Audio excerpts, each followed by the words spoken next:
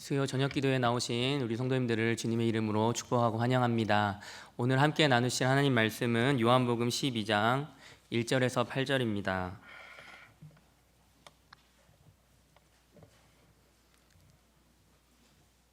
신약성경 167쪽에 있습니다. 요한복음 12장 1절에서 8절 함께 읽겠습니다.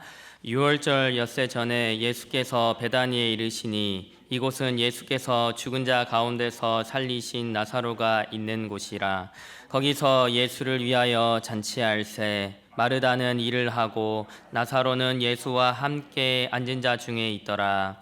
마리아는 지극히 비싼 향유 곧 순전한 나드 한 근을 가져다가 예수의 발에 붓고 자기 머리털로 그의 발을 닦으니 향유 냄새가 집에 가득하더라. 제자 중 하나로서 예수를 잡아줄 가룟 유다가 말하되 이 향유를 어찌하여 300데나리온에 팔아 가난한 자들에게 주지 아니하였느냐 하니 이렇게 말함은 가난한 자들을 생각함이 아니요 그는 도둑이라 돈괴를 맞고 거기 넣는 것을 훔쳐 가미러라. 예수께서 이르시되 그를 가만두어 나의 장례할 날을 위하여 그것을 간직하게 하라. 가난한 자들은 항상 너희와 함께 있거니와 나는 항상 있지 아니하리라 하시니라. 아멘. 오늘은 지금 드려야 할 사랑이라는 제목으로 말씀을 나누고자 합니다. 사랑하는 성도 여러분, 우리는 종종 이런 말을 하지 않습니까? 내가 그때 좀 더 잘해줄 걸, 그때 좀 더 표현했어야 했는데, 그때 좀 더 안아줄 걸, 그럴 줄 알았으면 더 맛있는 걸 사줄 걸.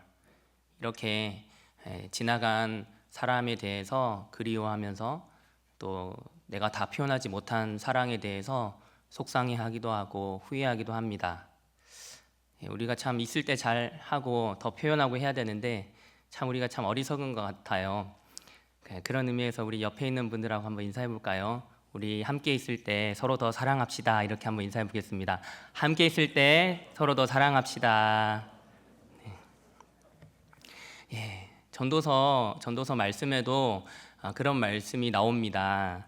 범사에 기한이 있고 천하만사가 다 때가 있다라고 말씀을 합니다. 사랑도 때가 있다고 오늘 본문은 그렇게 말씀하고 있습니다. 그때를 놓치면 다시 돌아오지가 않는 것입니다. 오늘 본문도 그 사랑의 때를 알아본 한 사람에 대해서 소개하고 있습니다. 본문 1절에서요. 이 일이 6월절 엿새 전에 일어났다라고 기록을 하고 있는데 이게 무엇을 의미할까요? 예수님이 이제 곧 십자가를 앞두고 계시다라는 의미입니다. 곧 죽음을 앞두신 예수님께서 베다니에 이르셨습니다. 베다니가 어떤 곳이죠? 나사로가 죽었던 곳이죠. 얼마 전까지만 해도 초상집이 났던 그런 지역입니다. 나사로가 죽고 마르다와 마리아가 슬피 울었던 그곳에 함께 하던 사람들도 애통하며 곡소리가 나던 그 지역에 예수님이 오셨습니다. 그런데 이제는 초상집이 아니라 잔치집이 열렸습니다. 시체 썩은 내가 아니라 향긋한 향유 냄새로 가득한 집이 되었습니다. 왜 그렇습니까?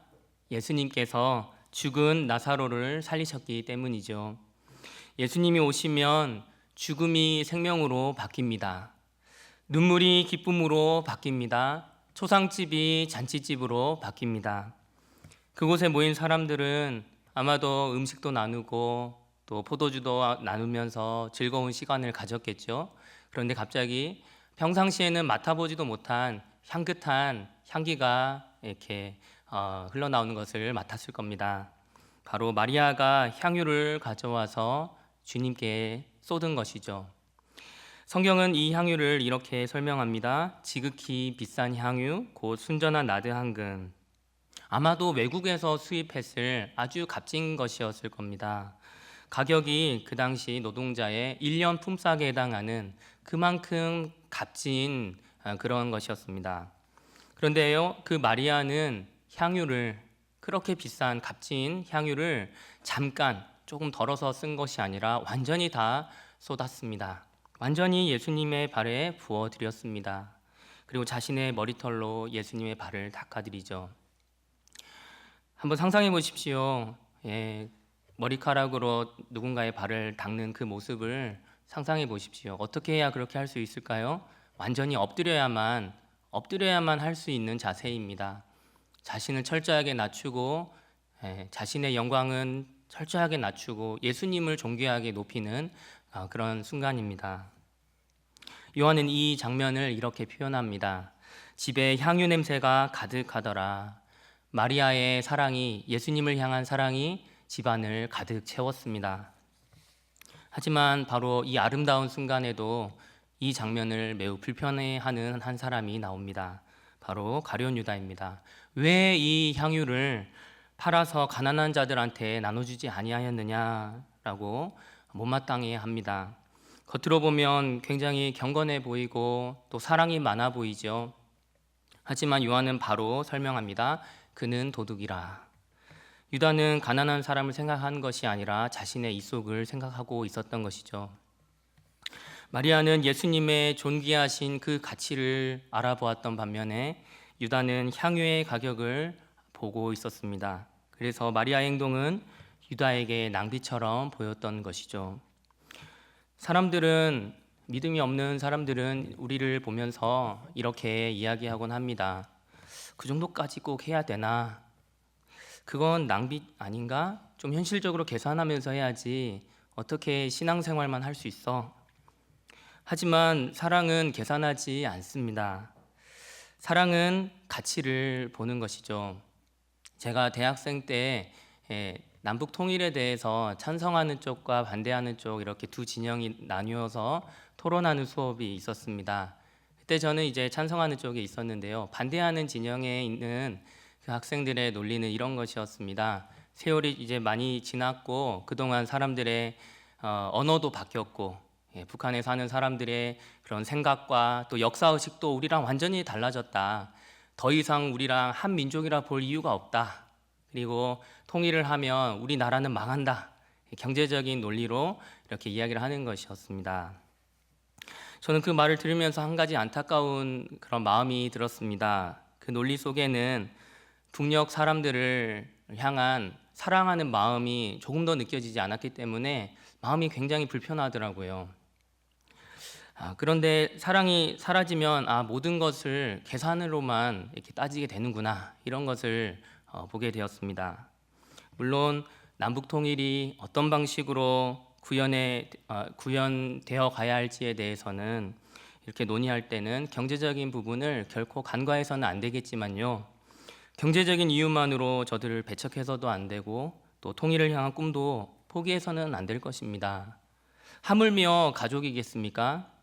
하나님이 사랑으로 엮어주신 가족은 경제적인 논리만으로 그렇게 서로 헤어지지 않습니다. 자녀가 돈이 좀 많이 든다고 자녀를 버리지 않습니다.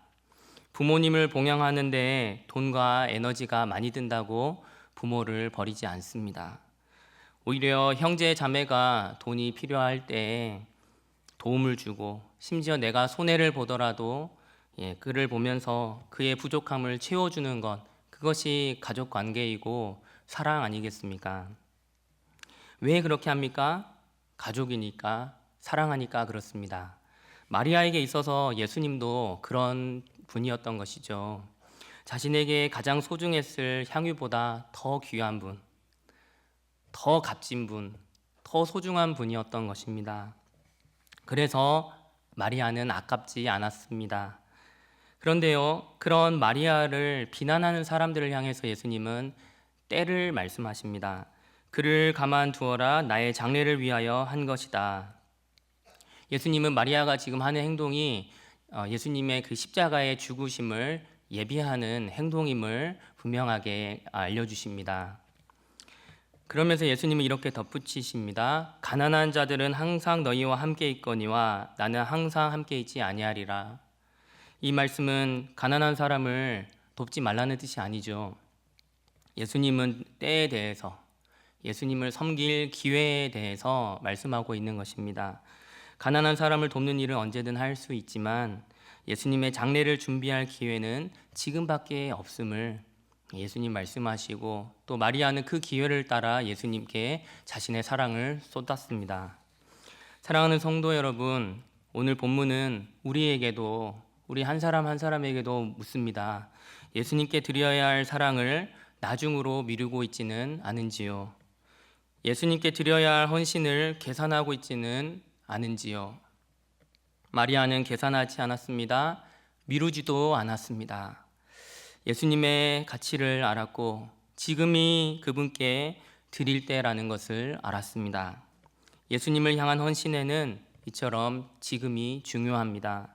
유다는 미래의 선행에 대해서 말했지만 마리아는요, 현재의 헌신을 말로만 하는 것이 아니라 드렸습니다.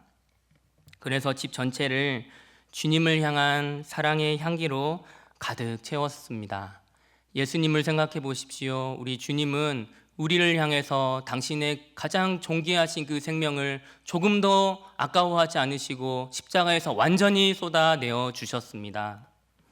그러므로 예수님을 향한 사랑은 결코 낭비가 아닙니다.